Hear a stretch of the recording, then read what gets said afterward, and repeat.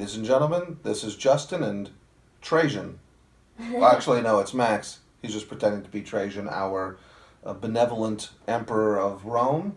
And we're going to be we're going to be doing a review of the very famous Stefan Feld game Trajan.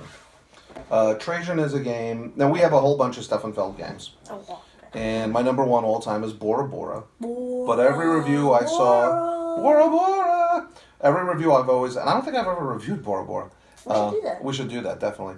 But every time I've looked at a review video of one of the Stefan Feld games, they're like, oh yeah, this is good, but it's not Trajan. Or, oh yeah, it reminds me a lot of some very good mechanisms, but really it works best in Trajan.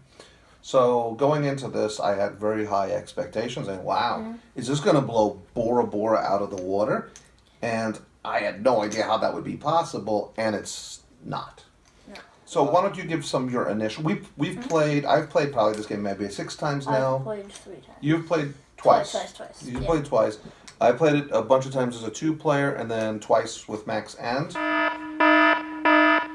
the wife / mom. Third player. /third player, exactly. There's a lot to think about in the game. It's someone had commented that it's a lot of mini games. There's the mini game of putting out your workers to build things. There's the mini game of spreading out your military guys. There's the mini game of getting, as you said, the tiles. And you have to see. That's the only thing is sometimes the game forces you into certain situations. You get choices, but you have to do a tremendous amount of pre-planning. And there's the voting, there's the Senate Council, and then there's the shipping cards, which is actually how you probably won the last game. Yeah.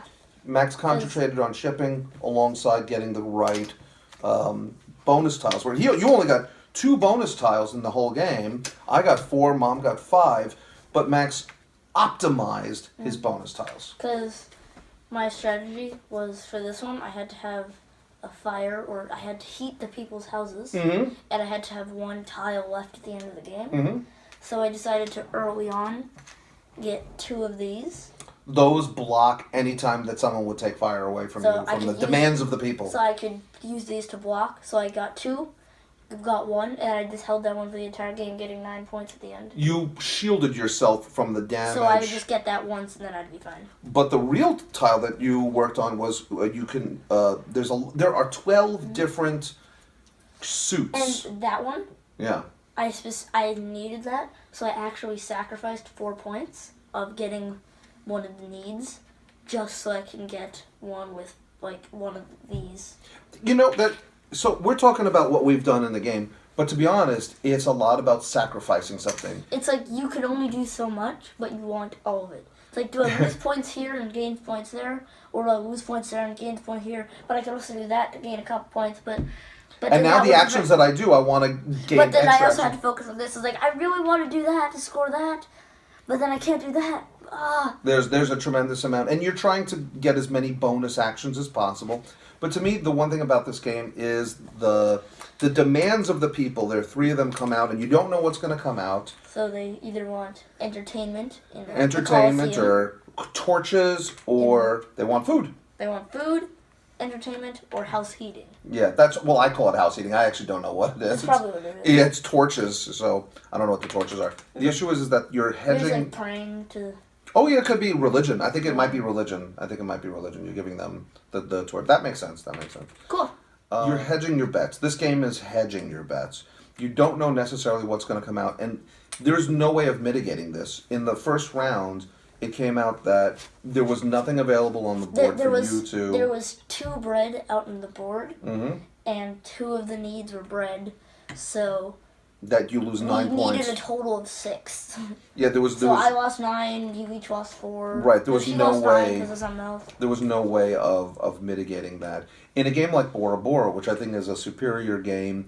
Yes, you're rolling dice, but there are many ways of getting around whatever the dice rolls are, and you can kind of work your way around it with the God cards, or with a God tile, or doing some other actions. Here, if it's not out. It's not out. That's the bottom line. There may be nothing you can do. The other interesting aspect of the game that's very different than other games that I've played is you don't know how long the game is going to last. No, it's just how many markers you move each turn will move the track faster or slower. Right. And just once it goes around 3 times. 12 times. 12 times is, 3 times for a round, and then 12 times for the whole game. So one of the things that is difficult to manage in the game is how many turns you actually get, because it may not be even how long the game is going to happen, how long each round is going to be, because when you're moving your markers, you announce how many markers you're moving. Like, let's say I move 4 around. He's the 1, 2, 3, 4. And once that thing goes around 3 times, after each time, 1 more of these would be revealed. The demands. And then once the third one is revealed, we all give it away and we start a new round. And then also the voting occurs, and you see who's going to get and tiles. And then everything gets refilled, which I think is interesting. And yeah, it's an interesting, because everything in this game, you're hedging your bets. What turn is he going to take? Because you can have all these markers piled up in one area. Now, you're going to move 7. Now the whole round is almost gone. Whereas you might want to move 1 or 2, and now everyone's going to get a lot more chances. So you're looking at I do like that. You're looking at other people's I will boards. Move 12. I know, I guess you could. You can... You put 2 in everyone. Right. You can get someone into a pickle because you know that they need to do something. Like, you need to do something. I think I might win, so I'm going to move my big one to move like 7, and that's the game. And, if you want to compare this game to other Stefan Feld games, like Bora Bora, there's many different places that you can go in the game. You can explore the islands and get your whatever as you're doing it. And that's always... represent this one. one. It's kind of like that. It's kind of like this one, too, because they always have to be at least touching, what it is. It's a little combination. It's a little combination. The issue of this game also is that it moves... There's like the man or woman tiles. The man or woman tiles, and you could activate too. In this game, there's a lot of different places to go, a lot of different things you can do. But they all make sense. They all make sense, but they don't always like interlock fully. Yeah, I could see that. Like, it seems like I could just do different things, and if I just choose what I want to do, and if I can do it. But otherwise, I can't like do this to do this to do that. They don't really Right, because it's where these markers end up. There's a little. I mean, it's so overwhelming planning that there's only so much planning that you could really do. Like, I'm gonna plan 3, because a lot of times it's like I want a yellow one there, so I'm intentionally gonna drop off the yellow one last. But like a lot of times in between, you don't really care what markers, because you have no idea what's going to come up later, right?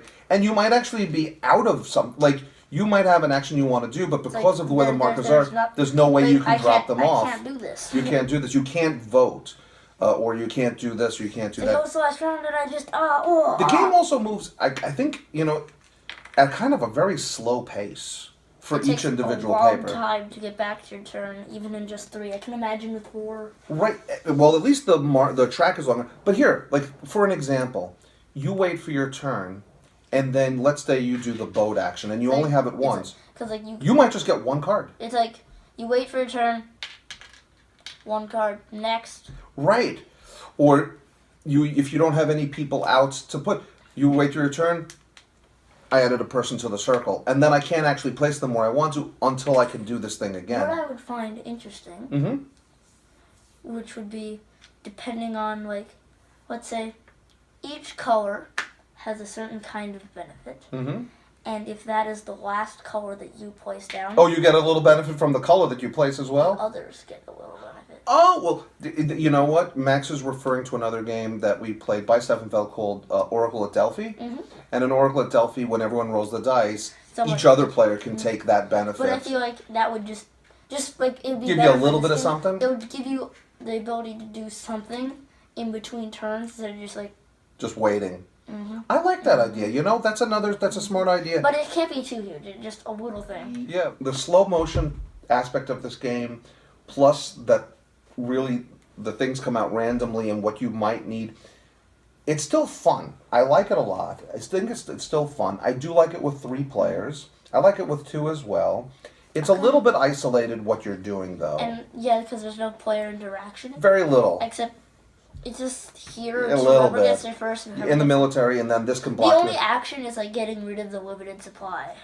Right, yeah. I really want this one. Oh, someone took it before me. Actual conflict. No, you're not bumping anyone out of this anywhere. doesn't feel like a conquest. You're No, just like, well, we're all on the same side. We're all the Romans. yeah, but it doesn't feel like we're conquesting the other guys. Oh, right. Yeah, I don't feel like we're doing any I kind don't of feel like we're conquest. expanding the empire. It feels like we're just walking around. Yeah, we're walking around and leaving our sentinels behind. The interesting aspect, like whoever does the first shipping on a round will get the more points, and then it flips so that if you still wanted to But do then shipping, it's very you'll rare get that less. someone else wants to do it, unless it's the last round, then you have to. I was in the same place. I had 2 shipping actions because you could have an extra action that you can kind of save, and I was ready to do shipping, but you sold all of your stuff, and that was the one I was going to do. It's like, well, So I just waited. do I do it now? I just waited. Were you able to get it done? Yeah, I got it done because I just waited a couple of turns. The round marker went, and it didn't affect me But then too if that much. was the 4th round, Then I would have then pushed you it and had got to less do it. points. Ultimately speaking, I still think it's a good game. It's a game I would be happy to play. It's a big setup. Not a huge setup, but it's a decently sized setup and remembering some things. And the breakdown is a little bit. There's also the between each round when you're doing the demands, you have to remember, got to put out 2 tiles, got to get rid of these and reset them, got to put this out here, now we got to do the votes. So there's a little bit of bookkeeping to remember to do. You like the boat? Yeah.